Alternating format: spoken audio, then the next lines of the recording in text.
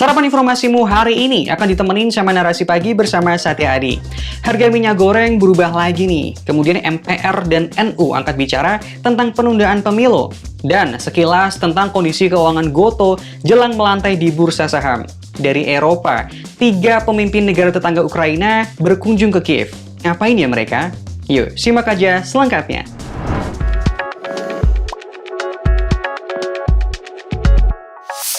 Drama minyak goreng di Indonesia memasuki babak baru. Pemerintah resmi mencabut ketentuan tentang harga eceran tertinggi minyak goreng kemasan.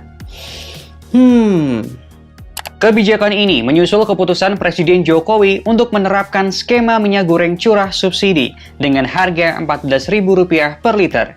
Kepala Badan Pangan Nasional Arief Prasetyo Adi menyebut harga minyak goreng kemasan sederhana dan premium tak lagi diatur pemerintah dalam ketentuan harga eceran tertinggi atau HET. Harga minyak goreng kemasan di Indonesia nantinya akan sesuai dengan pasar internasional alias mengikuti harga crude palm oil atau CPO. Ia mencontohkan harga minyak goreng premium di Malaysia kini mencapai Rp22.000 per liter. Sementara minyak goreng curah akan tetap disubsidi, sehingga harga tetap Rp14.000 per liter. Adapun skema subsidinya bakal menggunakan dana dari Badan Pengelola Dana Perkebunan Kelapa Sawit atau BPDPKS. Sementara itu meminta produsen minyak goreng untuk segera mendistribusikan minyak goreng ke masyarakat. Penerapan distribusi dan subsidi ini bakal dikawal langsung oleh polisi. Di tengah krisis ini, Menteri Perdagangan Muhammad Lutfi telah beberapa kali mangkir dari rapat kerja gabungan DPR RI. Terakhir, Mendak tak hadir dalam rapat pada Selasa 15 Maret 2022 kemarin. DPR pun mengancam akan memanggil paksa Mendak jika ia kembali mangkir di rapat pembahasan minyak goreng selanjutnya. DPR senewen karena ini adalah kali kedua Mendak mangkir dari rapat. Yah, drama minyak goreng di Indonesia memang masih belum menemui titik terang. Polisi baru saja menggerebek 2 unit gudang penimbunan minyak goreng di Kabupaten Tanah Bambu, Kalimantan Selatan pada 16 Maret 2022. Sebanyak 17 ton CPO dan 4 ton minyak goreng disita dalam penggerebekan itu. Hal serupa terjadi di sebuah swalayan di Daan Mogot, Jakarta Barat. Pihak swalayan mengaku tak lagi punya stok minyak goreng. Namun tak lama, polisi datang dan melakukan inspeksi mendadak. Pihak swalayan pun buru-buru mengeluarkan stok minyak goreng, dan minyak itu habis diserbu warga. Tren harga minyak goreng memang terus naik. Sistem pemantauan pasar dan kebutuhan pokok Kementerian Perdagangan merilis harga rata-rata minyak goreng per liter dari tiap provinsi. Per 16 Maret 2022, harga minyak goreng kemasan premium tertinggi ada di Sulawesi Tenggara. Harga rata-rata minyak goreng di sana berada di angka Rp45.000 per liter. Harga minyak goreng di Kendari, Sulawesi Tenggara bahkan sempat menyentuh harga Rp70.000 per liter pada Senin 14 Maret 2022. Sementara yang terendah adalah Bangka Belitung, diikuti 4 provinsi lain dengan rataan harga Rp14.000 per liter. Gimana nggak ngamuk? DPR di-ghosting 2 kali. Isu yang mau dibahas penting pula. Kalau sekali lagi mangkir, bisa dapat piring cantik nggak nih?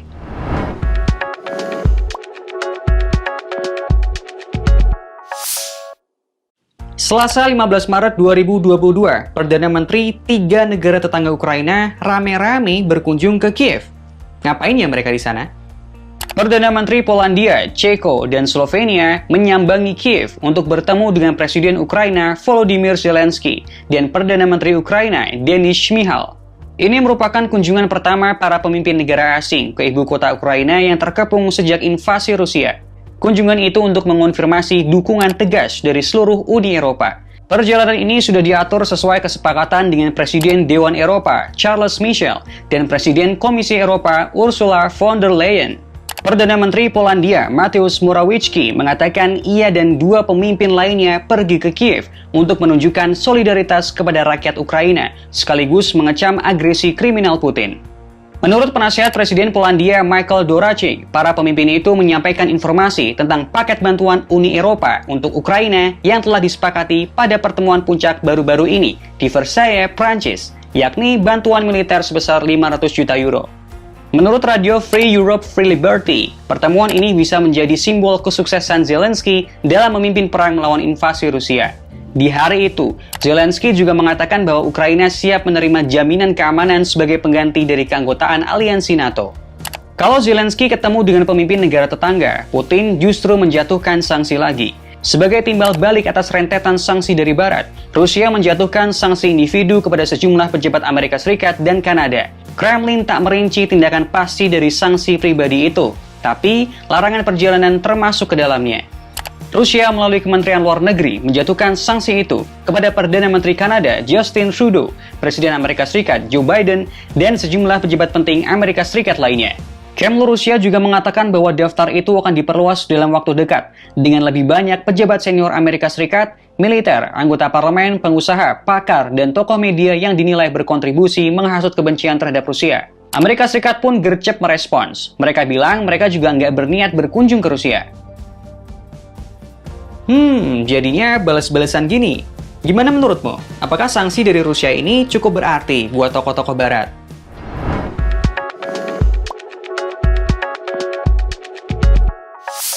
Gak bosan-bosan, isu penundaan pemilu terus bergulir. Kali ini, MPR dan NU yang buka suara. Apa kata mereka? Selasa 15 Maret 2022 lalu, Wakil Ketua MPR Jazilul Fawait mengatakan penundaan pemilu hanya bisa terjadi jika mendapat dukungan kuat dari masyarakat. Maksudnya, ya kalau nggak ada kehendak kuat dari masyarakat, wacana tersebut tak mungkin dilaksanakan. Politikus PKB itu bilang belum ada satupun fraksi yang mengusulkan amandemen. Katanya, masih banyak partai yang maju mundur karena masih pada tahap wacana dan belum sampai forum pengambilan keputusan. Kendati masih sebatas wacana, ia menilai penundaan pemilu layak untuk didiskusikan.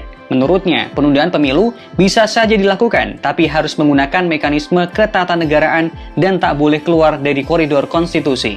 Ketua Umum PBNU Yahya Khalil Stakuf juga buka suara lagi nih. Selasa 15 Maret 2022 kemarin, Gus Yahya mempersilahkan lembaga yang berwenang untuk membahas soal wacana tersebut.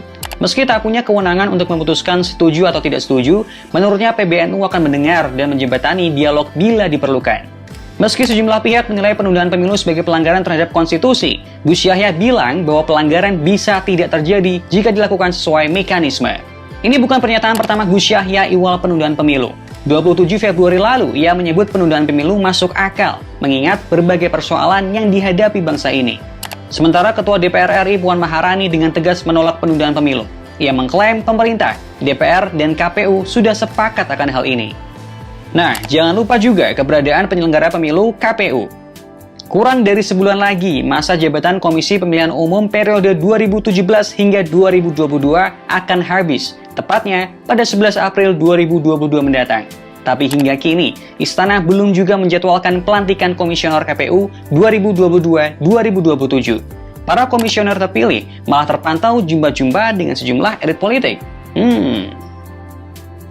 Bentar lagi, masa jabatan Komisioner KPU habis loh. Kira-kira komisioner yang baru bakal dilantik tepat waktu nggak nih? Kita pantau terus aja nih perkembangan wacana ini.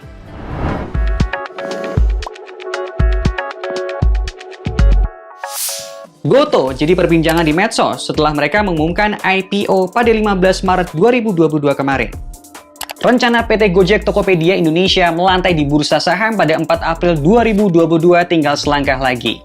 Dalam penawaran umum saham perdana atau Initial Public Offering pada 15 Maret hingga 21 Maret mendatang, Gotoh bakal melepas sebanyak-banyaknya 52 miliar saham.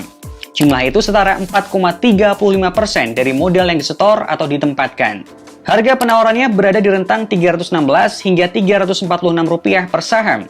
Ini berarti Gotoh bakal meraup dana segar sebanyak-banyaknya Rp17,99 triliun. Tapi calon emiten ini dilaporkan masih mengalami kerugian yang cukup besar pada laporan keuangan kuartal 3 2021. Berdasarkan prospektus Gotoh, perusahaan ini masih mencetak kerugian sebesar Rp8,1 triliun. Angka ini membesar dari periode yang sama di tahun sebelumnya, yaitu Rp11,4 triliun. Sementara pendapatan bersih Gotoh di kuartal 3 2021 tercatat sebesar Rp3,4 triliun, naik dari periode yang sama di tahun sebelumnya sebesar Rp2,3 triliun. Sumber pendapatan Gotoh sebagian berasal dari Gojek 56,34%, disusul oleh Tokopedia 37,54% dan GoPay 5,54%. Di sisi lain, Gotoh berhasil mencatat kenaikan ekuitas sebesar 527,5% menjadi 130,52 triliun rupiah per Juli 2021 dari raihan sebelumnya 20,8 triliun rupiah pada Desember 2020. Dalam prospektus, dirinci nantinya sebanyak 30% akan digunakan sebagai modal kerja termasuk operasional. 30% akan dialokasikan untuk loka pasar Tokopedia, 25% untuk lini bisnis dompet digital GoPay, 5% untuk PT Multifinance Anak Bangsa yang jadi bagian dari GoFinance, dan sisanya masing-masing 5% akan digunakan untuk Gojek Singapura dan Gojek Vietnam. Hayo, siapa yang kemarin hype banget tentang kabar ini? Kalau minat, jangan FOMO dan gegabah ya, pelajari dulu sebelum membeli. Oke?